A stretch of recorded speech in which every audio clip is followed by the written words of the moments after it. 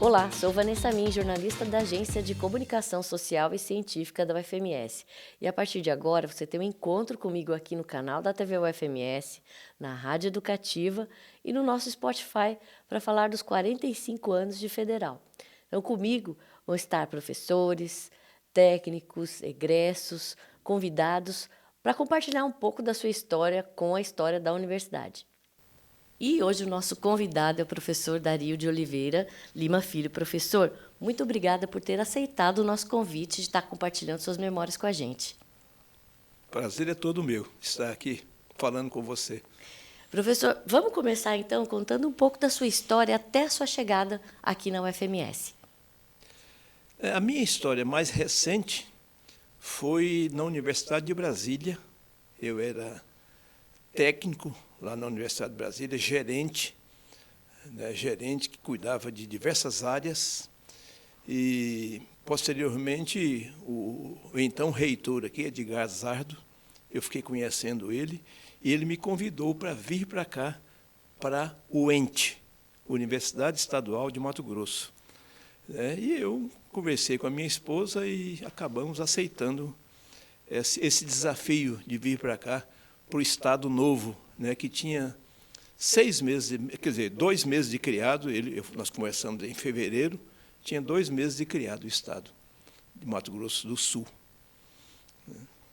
E aí conversei com ele lá em Brasília, ele esteve lá, eu conversei com ele, e ele perguntou se eu não queria vir aqui conhecer a UENT, a Universidade Estadual de Mato Grosso. Como que vocês se conheceram? Então, eu estive aqui no mês de fevereiro de 79, visitando meu irmão, que era pesquisador da Embrapa aqui. Eu visitando o meu irmão, conheci um funcionário daqui, da UFMS, Mário Sérgio Abreu, que foi funcionário da UFMS, e o Mário Sérgio Abreu, conversando com ele, ele falou: olha, a Universidade Estadual está precisando muito de gente experiente em serviço público federal, como você. Então, eu tenho a impressão que vou falar com o reitor vai se interessar por você. Aí foi dito certo. O reitor me ligou depois de uns 20 dias. Já estava em Brasília? Brasília, eu morava lá em Brasília. Eu trabalhava na Universidade de Brasília, que é uma federal, Na UNB? UNB, E o reitor me ligou lá em Brasília e marcamos, então, um encontro. Nós nos encontramos, eu me lembro que foi no hotel onde ele estava, no restaurante do hotel, um jantar. A gente jantou junto, tipo de 7 horas da noite até 23. Foi longa o jantar, porque ele queria saber muita coisa, de mim, e eu queria saber muita coisa também da UENT, que eu não conhecia. E eu vi que ele ficou bastante interessado, pelo meu trabalho, pelo motivo de eu exercer um cargo gerencial na Universidade de Brasília, que é uma universidade, federal. Então, foi assim que se deu o primeiro contato, com a UFMS, com a UENT, Na época, o UENT. Na época, Aí eu vim aqui, em Campo Grande, visitei aqui durante uns 2 dias ou 3 dias, visitei todos os setores administrativos da UFMS, a parte de recursos humanos, a parte de financeira, a parte de materiais, a parte de serviços. Visitei tudo, conversei com muita gente aqui para que eu tomasse pé e já fazendo um diagnóstico, está vendo? Então, no final de uns 3 ou 4 dias aqui, eu me encontrei com o reitor novamente, e ele, então, ele falou: olha, viu aí? Vi. Topa vir? Topo vir. Topo. Já conversei com a minha esposa e tudo, e ela concorda em vir para cá, mudar para cá. Então, ele falou: pois você então vai ser o pró-reitor de administração. Eu quase caí da cadeira, Porque com 28 anos de idade, incompletos, 27. Com 27 anos de idade, assumi uma responsabilidade dessa. E a responsabilidade era maior porque tinha que implantar a Universidade Federal dentro de pouco tempo.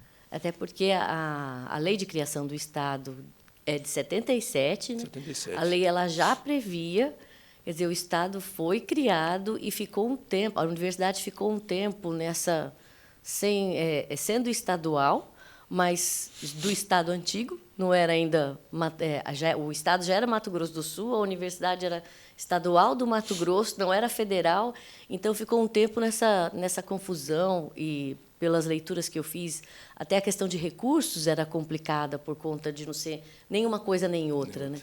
Quais são as suas memórias assim dessa fase difícil, né? Que deve ter sido difícil. Então, só para rememorar, o Estado de Mato Grosso do Sul foi criado em 11 de outubro de 1977. E foi implantado em 1º de janeiro de 79. Uhum. A lei de criação da UFMS é de 5 de julho de 79. 5 de julho de 79. Mas ela foi só criada pela lei. Uhum. Mas a implantação dela mesmo só se deu no dia 28 de novembro de 79, 6 meses depois. Por quê? Porque, nesse período, nós ficamos elaborando o estatuto. E só depois de registrar o estatuto é que ela se transforma em pessoa jurídica Universidade Federal. Entendeu? Antes disso, nada. Então, nesse período de 6 meses, de 5 de julho a 28 de novembro de 79, o Estado era Mato Grosso do Sul, mas recebia recurso. De Mato Grosso do Sul recebia recurso. Não de Mato Grosso, mas de Mato Grosso do Sul. Mas recursos difíceis, em poucos recursos, poucos mesmo. Então, no dia 28 de novembro de 1979, eu e o reitor Edgar Zardo estivemos no cartório do 4º ofício do registro de notas para registrar o estatuto da, agora, Universidade Federal de Mato Grosso do Sul. Registramos lá, foi um dia de manhã, eu me lembro, e logo após a tarde nós fomos ao Ministério da Fazenda para inscrever a universidade no cadastro de CGC, no cadastro CGC, para só então ela ser uma personalidade jurídica e poder funcionar. Como federal. Como federal. Então, até 27 de novembro era estadual. 28 de novembro de 79, federal. Federal, com todos os direitos e deveres, né? Com todos os direitos e deveres. Aí, a partir disso aí, foi uma longa caminhada implantando muitas coisas, né, que tinha que rapidamente você tinha que sair das normas estaduais e partir para as normas federais. Então, foi da noite para o dia. E o que tem como a gente, o senhor falar qual era o principal, era o ponto mais urgente de todas essas, além do estatuto, claro, né? O principal ponto era a parte financeira, tá? Porque os recursos agora passariam a ser recursos do Tesouro Nacional. Então, esse é um problema, porque você tinha que se adequar totalmente. Eu já tinha conhecimento de como funcionava isso, porque eu vim da Universidade de Brasília e tive experiência lá. Mas, mesmo assim, eu chamei alguns técnicos da Universidade Federal de Viçosa, que já é universidade pequena, não é grande, padrão da nossa. Eu conhecia pessoas lá, e daí eu chamei técnicos para me ajudar aqui. E eles, então, me ajudaram, se dispuseram. O reitor lá falou, não, tranquilo, vamos ceder para você 2 técnicos para eles. Vai e vem, vai e vem. Então, foi durante 1 ano, 2 anos, vai e vem, técnicos da Universidade Federal de Viçosa. Mas a parte financeira foi mais difícil, porque você tinha que seguir uma norma estadual em 27 de novembro. E em 28 de novembro de 79, uma norma federal. E aí muda tudo. Muda tudo. E aí até os próprios servidores, na época, se ajustarem a isso. Se ajustarem a isso. E, além mais, e tem isso na parte financeira. Na parte de pessoal, o que acontece? Todos os funcionários pertenciam ao Estado de Mato Grosso. Não é nem Mato Grosso do Sul, não. Mato Grosso. Então, a Universidade Estadual, a Federal, então, agora a Universidade Federal, ela tinha que fazer uma opção, funcionário por funcionário, fazer a opção. Eu aceito esse funcionário no quadro da Universidade Federal de Mato Grosso do Sul. Tá certo? Funcionário por funcionário. Funcionário por funcionário. Professor por professor tinha que fazer essa opção e ele tinha que aceitar. Aceito ser da Universidade Federal. Um por um. Tinha que ser feito assim. E eu me lembro que alguns professores, os departamentos, alguns departamentos, poucos departamentos, disseram para nós que não queria alguns professores na Federal. As chefias dos departamentos. De alguns departamentos. E como foi isso? Difícil, né? Foi muito difícil, né? Você chamar professor na minha sala e falar, olha, professor, estou te comunicando que, infelizmente, o conselho do seu departamento decidiu não querer você no quadro da Universidade Federal de Mato Grosso do Sul. E naquela época ainda não havia nenhuma... juridicamente tinha que fazer concurso, não era bem assim que funcionava? Não. O concurso público no Brasil iniciou na Constituição de 88. 88. Antes não tinha concurso público, não. Então, você poderia contratar, né, a contratação de professores aqui tinha que partir do departamento. O departamento reunia o que a gente chama de conselho departamental que tinha, e o departamento, então, aceitava o professor e aí encaminhava para a reitoria autorizar a contratação. Era assim que era feito. Certamente, cada departamento fazia a sua seleção lá. Eu não sei como, né? Mas só a partir de 88 é que precisou de concurso público mesmo, né? Por causa da Constituição de 88. Né? Então, assim, tem muitas coisas, muitos casos que a gente pode contar. Né? Só saindo um pouco de Campo Grande, a universidade, na época, ela já era multicamp. Então, já tinha unidades em Três Lagoas, Corumbá, Aquidauana e Dourados. Isso? Faltou alguma, não, né? Campo Grande, Três Lagoas, Dourados, Corumbá e Aquidauana. E Rondonópolis. Na época da estadual. Na época da estadual. E aí, como que foi isso também? Né? Essa outra, além de Campo Grande, tinha que lidar com as unidades, que é cada uma em cada extremo do estado. Como foi isso?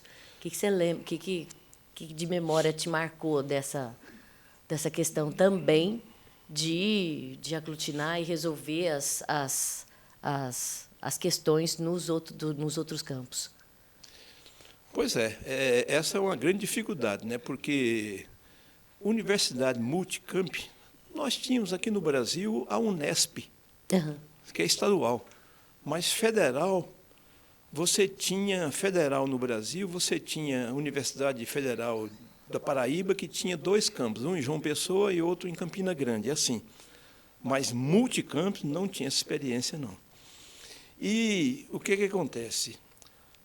A execução financeira de pequenas compras, de pequenos serviços, a gente descentralizou para exatamente esses campos de outras cidades. Isso era muito complicado, porque tinha que seguir norma federal. Então, tivemos que fazer o treinamento de todo esse pessoal aqui em Campo Grande para como é que eles iam tratar, né, da parte financeira orçamentária nos seus respectivos campos. Isso foi difícil, muito difícil mesmo. Entendeu? Não foi fácil, não. Porque os campos estão distantes. Sim. Naquela época, a gente ia para Três Lagoas de trem, da NOB. Sim. Né? Nós íamos para Corumbá de trem, da NOB também, né? Da Noroeste do Brasil. Então, era muito difícil você mandar material, era muito difícil você contatar, né? Não era tão simples assim, não. A gente tinha uns malotes, né? Malote que ia e vinha, malote 3 vezes por semana, né? E os malotes, e vinha um malote para cá. A entrega de materiais lá era muito difícil para entregar nesses campos. Aqui da Ona não, fica perto, aqui do Dourados fica perto, né? Mas os demais campos era difícil. Além da questão tecnológica, quais as principais dificuldades como pró-reitor de administração em relação a essa estrutura tão grande? Então, vamos contar assim alguns probleminhas. Um problema que tinha é que a universidade estadual ela concedia vale. Sabe o que é vale? Vale é um adiantamento do salário. Então, a pessoa estava precisando, pedir para o pró-reitor de administração, o pró-reitor de administração dava uma autorização, ele ia na tesouraria e pegava o dinheiro na tesouraria. Tinha tesouraria, tinha com guichê, com tudo. E ele pegava isso. Na Universidade Federal, não é possível isso. A lei federal não permite esse tipo de coisa, adiantamento de salário, não permite. Então esse já foi um choque, já, né? Um choque. Deve Isso ter foi dado um grande problema que eu tive aqui, porque eu tive que negar para todos, e eles estavam acostumados com isso, sobretudo os funcionários de salário mais baixos, precisavam a cada 15 dias um adiantamento para dar conta do supermercado, da casa, né? Isso foi um problema. Foi um problema tão grande que isso caiu nos ouvidos do governador Marcelo Miranda. O governador Marcelo Miranda ligou para o reitor e falou: olha, reitor, eu recebi aqui muitas reclamações de funcionários e professores aí, de que o seu pró-reitor endureceu muito o jogo aí e tal. O reitor me chamou, eu falei: reitor, eu não tenho como fazer diferente. Eu não posso me pegar um recurso do Tesouro e adiantar o salário de um servidor. Não posso fazer isso. Então, um professor, numa sexta-feira, eu me lembro, ele esteve na minha sala e falou: olha, cara, eu vou precisar de um vale. Não. Falei: mas eu não posso fazer isso. Não, mas não me interessa, eu vou precisar, porque eu estou precisando de um professor. Que depois se tornou meu amigo. Né? Aí eu peguei o meu talão de cheque. Quanto que você precisa? Tanto. Fiz um cheque e dei para ele, meu. Falei: tá aí, ó, o meu cheque, vou te emprestar. Mas eu não posso emprestar da tesouraria de jeito nenhum. Isso foi numa sexta-feira. Daí ele levou o cheque. Quando foi na segunda-feira, logo depois do almoço, ele esteve na minha sala e falou: estou devolvendo o cheque, viu? Pensei muito, não usei não, o seu cheque, então estou devolvendo. E aí os funcionários ficaram sabendo disso, os professores, então isso foi pedagógico, sabe? Foi pedagógico, muita gente ficou sabendo, falou: olha, porque não tem jeito mesmo. Então esse é um dos pontos de dificuldade que eu tive aqui. Como que você, não sei se isso seria possível, resumir a gestão do professor Zardo? Como foi a gestão dele? Só para a gente deixar isso registrado, né? Foi a primeira gestão. Ele foi reitor da UENT 1 ano, né, menos de 1 ano, e depois reitor da UFMS. O professor Zardo, ele tem um perfil acadêmico muito interessante. O perfil acadêmico dele, sim, ele é engenheiro, ele era engenheiro, né, ele faleceu. Sim. Ele é engenheiro e ele tinha especialização em saúde pública. Então, ele era um engenheiro com perfil em saúde pública, ele tinha uma grande visão e tinha grandes aspirações para a UFMS. Ele elegeu, juntamente conosco, os pró-reitores, etc., a UFMS deveria se desenvolver bastante em três sentidos, 3 direções: saúde, educação e alimentação.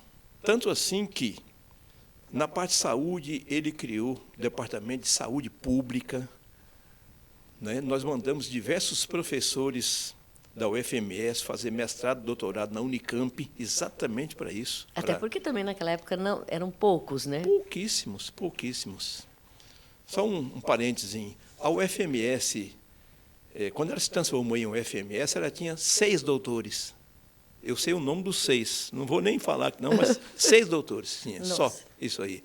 Bom, Então, fizemos esse esforço na área de saúde, né, na área de saúde, incremento do hospital universitário, ou seja, também houve uma expansão do hospital universitário, isso na parte de saúde.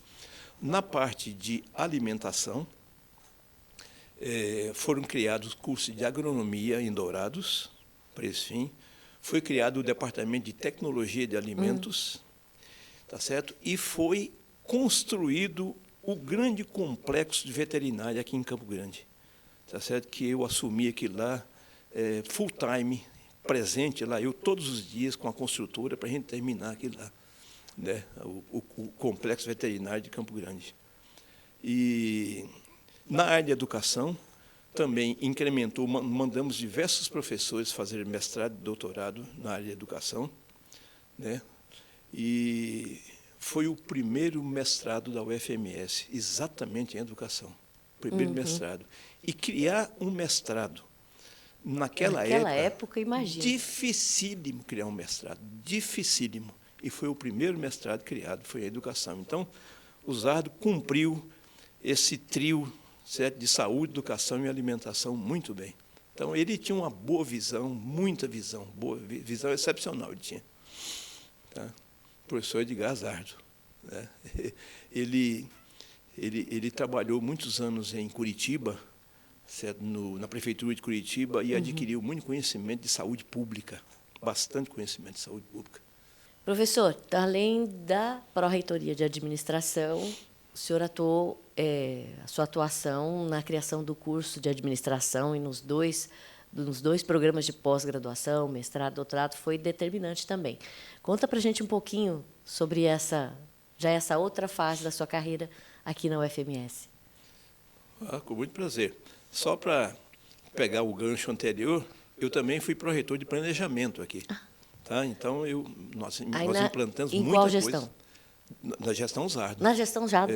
Fui 3 anos de administração nessa implantação e 2 anos também na implantação, mas no planejamento. No planejamento. Planejamento. Mas deixa isso para outra oportunidade, para a gente contar lá também os desafios no planejamento lá.